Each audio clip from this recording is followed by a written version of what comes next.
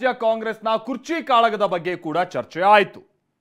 ರಾಜ್ಯದ ಕರಿಮಣಿ ಮಾಲೀಕ ಯಾರು ಅಂತ ಪ್ರಶ್ನೆ ಕೇಳಿದ್ದ ಬಿಜೆಪಿಗೆ ಸಿಎಂ ಇವತ್ತು ಉತ್ತರ ಕೊಡೋಕೆ ಹೋದಂತ ಸಂದರ್ಭದಲ್ಲಿ ಅವರು ಬಹಳ ಸಿಟ್ಟಾಗಿ ಅದಕ್ಕೆ ಪಂಚ್ ಕೊಟ್ಟಂತದನ್ನ ನಾವು ನೋಡಿದ್ವಿ. ಹಾಗಂತ ಇದು ಬಿಜೆಪಿ ಮೇಲಿನ ಸಿಟ್ಟು ಅನ್ನುವಂಥದ್ದಲ್ಲ. ಒಂದೇ ಉತ್ತರದಲ್ಲಿ ಸ್ವಪಕ್ಷ ಹಾಗೆ ವಿಪಕ್ಷಕ್ಕೂ ಬದಲಾವಣೆ ಇಲ್ಲ ಅನ್ನುವಂಥ ಸಂದೇಶವನ್ನ ಈ ಮುಖೇನವಾಗಿ ಮುಖ್ಯಮಂತ್ರಿಗಳು ಇಟ್ರ ಅಥವಾ ಅಂತ ಒಂದು ಸಂದೇಶ ರವಾನಿಸಿದ್ರ ಅನ್ನುವಂಥ ಚರ್ಚೆ ಶುರುವಾಯಿತು. ಏನಾಗಿತ್ತು, ಮುಖ್ಯಮಂತ್ರಿಗಳು ಏನು ಉತ್ತರ ಕೊಡುವಂತ ಸಂದರ್ಭದಲ್ಲಿ ಉಲ್ಲೇಖ ಮಾಡಿದಂತ ಸಂಗತಿ ಬನ್ನಿ ರಿಪೋರ್ಟ್ ಅಲ್ಲಿ ನೋಡ್ಕೊಂಡ್ ಬರೋಣ. ಕರಿಮಣಿ ಮಾಲೀಕ ಯಾರು? ಸದನದಲ್ಲಿ ಸದ್ದು ಮಾಡಿದ ಸಿಎಂ ಕುರ್ಚಿ ಕಾಳಗ. ಸುನಿಲ್ ಕರಿಮಣಿ ಮಾಲೀಕ ಮಾತಿಗೆ ಸಿಎಂ ಡಿಚ್ಚಿ. ಕರಿಮಣಿ ಮಾಲೀಕ ಯಾರು ಜನ ತೀರ್ಮಾನ ಮಾಡ್ತಾರೆ ಅಂತಿಮವಾಗಿ. ಕುರ್ಚಿ ಕಾಳಗ, ಬದಲಾವಣೆ ಬಡಿದಾಟ, ಕಾಂಗ್ರೆಸ್ ಮನೆಯ ಮ್ಯೂಸಿಕಲ್ ಚೇರ್ ಚರ್ಚೆ ಇವತ್ತು ಸದನದಲ್ಲೂ ನಡೆಯಿತು. 5 ವರ್ಷ ಅಲ್ರಿ, 5 ವರ್ಷ ಇದ್ರೆ ನಾವೇ ಬರ್ತೀವಿ. ಅದೇ ಪುಣ್ಯ. ನಾನು ಹೇಳೋಂಥದ್ದು ನೆಕ್ಸ್ಟ್ ಬಂದಂತ ಸರ್ಕಾರ ನಾನೇ ಇರ್ತೀನಿ. ಮೊನ್ನೆ ಸದನದಲ್ಲಿ 5 ವರ್ಷ ನಾನೇ ಸಿಎಂ ಅಂದಿದ್ದ ಸಿದ್ದರಾಮಯ್ಯ ಇಂದು ಕರಿಮಣಿ ಮಾಲೀಕ ಯಾರು ಅಂತ ಕೇಳಿದ್ದ ಬಿಜೆಪಿಗರಿಗೂ ಉತ್ತರ ಕೊಟ್ರು. ರಾಜ್ಯಪಾಲರ ಭಾಷಣದ ಮೇಲಿನ ಚರ್ಚೆಗೆ ಉತ್ತರ ನೀಡಿದ ಸಿಎಂ ಸಿದ್ದರಾಮಯ್ಯ ಬಿಜೆಪಿ ನಾಯಕರ ಪ್ರತಿ ಪ್ರಶ್ನೆಗೂ ಪಂಚ್ ಕೊಟ್ರು. ಇದರಲ್ಲಿ ಸಿಎಂ ಸ್ಥಾನದ ಬಗ್ಗೆ ಪ್ರಶ್ನೆ ಎತ್ತಿದ್ದ ಸುನಿಲ್ ಕುಮಾರ್ ಕರಿಮಣಿ ಮಾಲೀಕ ಯಾರು ಅನ್ನೋ ಪ್ರಶ್ನೆಗೆ ನಯವಾಗಿ ತಿವಿದ್ರು.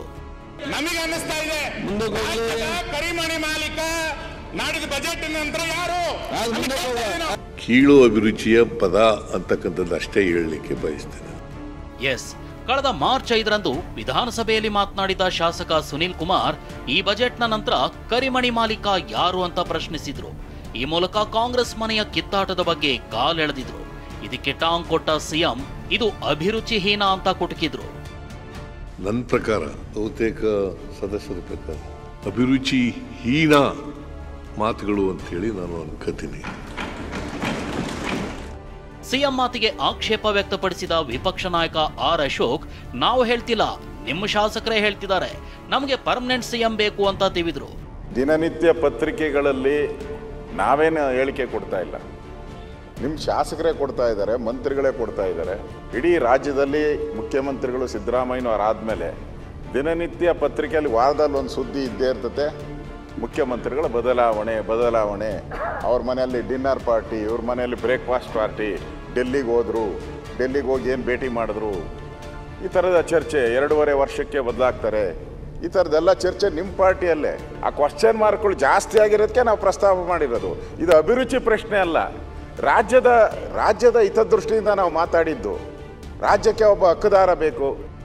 ಆದ್ರೆ ತಮ್ಮ ಮಾತನ್ನ ಸಮರ್ಥಿಸಿಕೊಂಡ ಸಿಎಂ ಪದಪ್ರಯೋಗ ಸರಿಯಲ್ಲ ಅಂದ್ರು. ನಿಮ್ ಪಾರ್ಟಿಯಲ್ಲಿ ಭಿನ್ನಾಭಿಪ್ರಾಯ ಇಲ್ವಾ ಅಂತ ಯತ್ನಾಳ್ ಮತ್ತು ವಿಜೇಂದ್ರ ನಡುವಿನ ಮುನಿಸನ್ನ ಎಳತ್ತಂದ್ರು. ಯತ್ನಾಳ್ ಅವರು ಮತ್ತೆ ವಿಜೇಂದ್ರ ಅವರು ಏನೆಲ್ಲ ಮಾತಾಡ್ತಾರೆ ಅನ್ನೋದು ನಿಮ್ಗೆ ಗೊತ್ತಿದೆಯಲ್ವಾ? ಯಾರೋ ಒಬ್ಬರ ಅಭಿಪ್ರಾಯದಿಂದ ಎಫೆಕ್ಟ್ ಆಗಲ್ಲ ಎಂದ ಸಿಎಂ. ಯತ್ನಾಳ್ ಮತ್ತು ವಿಜೇಂದ್ರ ನಡುವಿನ ಜಗಳದಿಂದ ರಾಜ್ಯಕ್ಕೆ ಎಫೆಕ್ಟ್ ಇಲ್ಲ ಅಂತ ವಿಪಕ್ಷ ಸದಸ್ಯರು ಹೇಳಿದ್ರು. ಇದಕ್ಕೂ ಕೌಂಟರ್ ಕೊಟ್ಟ ಸಿಎಂ, ಯಾರೋ ಒಬ್ರು ಅಭಿಪ್ರಾಯ ಹೇಳೋದ್ರಿಂದ ಏನೂ ಎಫೆಕ್ಟ್ ಆಗಲ್ಲ ಅಂತ ಹೇಳೋ ಮೂಲಕ ವಿಪಕ್ಷ ಮತ್ತು ಸ್ವಪಕ್ಷದ ಕೆಲ ನಾಯಕರಿಗೆ ಡಿಚ್ಚಿ ಕೊಟ್ರು. ಈ ಮೂಲಕ ಬದಲಾವಣೆ ಇಲ್ಲ ಅನ್ನೋ ಸಂದೇಶ ರವಾನಿಸಿದ್ರು. ಸರ್, ಅದರಿಂದ ರಾಜ್ಯಕ್ಕೆ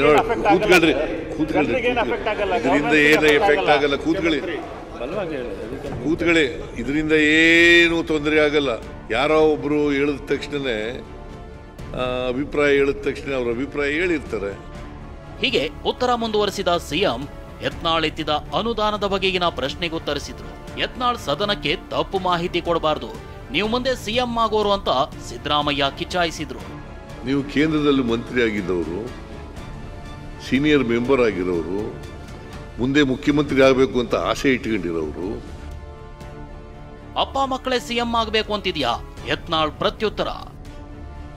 ಈ ಮಾತಿಗೆ ಕೆರಳಿದ ಯತ್ನಾಳ್, ನಾನ್ಯಾಕೆ ಸಿಎಂ ಆಗಬಾರ್ದು, ಅಪ್ಪ ಸಿಎಂ ಆದ್ರೆ ಮಗ ಮಾತ್ರ ಸಿಎಂ ಆಗಬೇಕು ಅಂತೇನಿಲ್ಲ ಅಂತ ಹೇಳೋ ಮೂಲಕ ವಿಜಯೇಂದ್ರಗೆ ಪರೋಕ್ಷವಾಗಿ ಪಂಚ್ ಕೊಟ್ರು.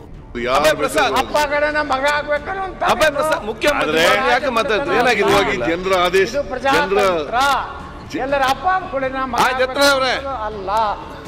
ಬಿಜೆಪಿಯ ಬಣಬಡಿದಾಟ, ಕಾಂಗ್ರೆಸ್ನಲ್ಲಾಗ್ತಿರೋ ಅಧಿಕಾರ ಕಿತ್ತಾಟದ ಗಂಭೀರ ವಿಚಾರ ಸದನದಲ್ಲಿ ಚರ್ಚೆ ಆಯಿತು.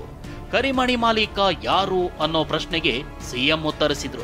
ಹೀಗೆ ಉತ್ತರ ನೀಡ್ತಲೇ ಬದಲಾವಣೆ ಇಲ್ಲ ಅನ್ನೋ ಸಂದೇಶವನ್ನ ಸಿಎಂ ಕೊಟ್ರ ಅನ್ನೋ ಪ್ರಶ್ನೆ ಮೂಡಿದೆ. ಕಿರಣ್ ಹನ್ಯಡ್ಕ, TV9 ಬೆಂಗಳೂರು.